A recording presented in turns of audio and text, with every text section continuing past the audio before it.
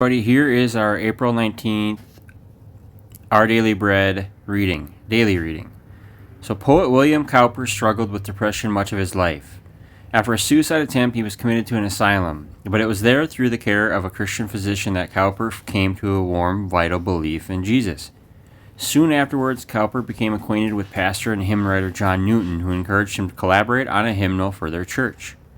Among the hymns Cowper wrote was God Moves in Mysterious Ways, which contains these words pressed from the crucible of experience. You fearful saints, fresh courage take.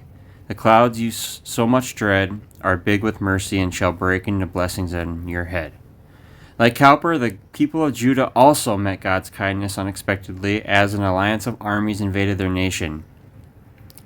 King Jehoshaphat gathered the people for prayer. As Judah's army marched out, men in the front ranks praised God in 2 Chronicles 20:21.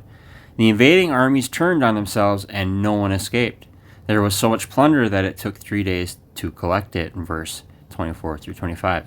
So on the fourth day, the very place where a hostile invading force gathered against God's people was dubbed the Valley of Barakah. Verse 26, so literally the valley of praise or blessing. What a change. God's mercy can turn even our most difficult valleys into places of praise as we give them to Him. So reflect and pray on this today. How have you seen God bring good out of the difficulty in your life, and what can you thank Him for today? So we praise you, loving God. No valley is deeper than your love. So a little insight to leave you with.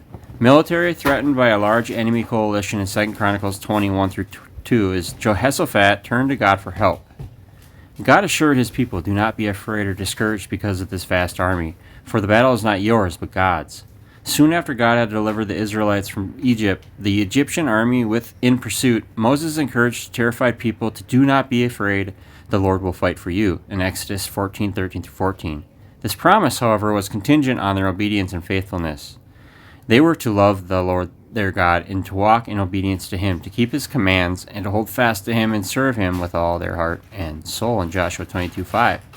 So Jehoshaphat exhorted the people, have faith in the Lord your God, and you will be upheld.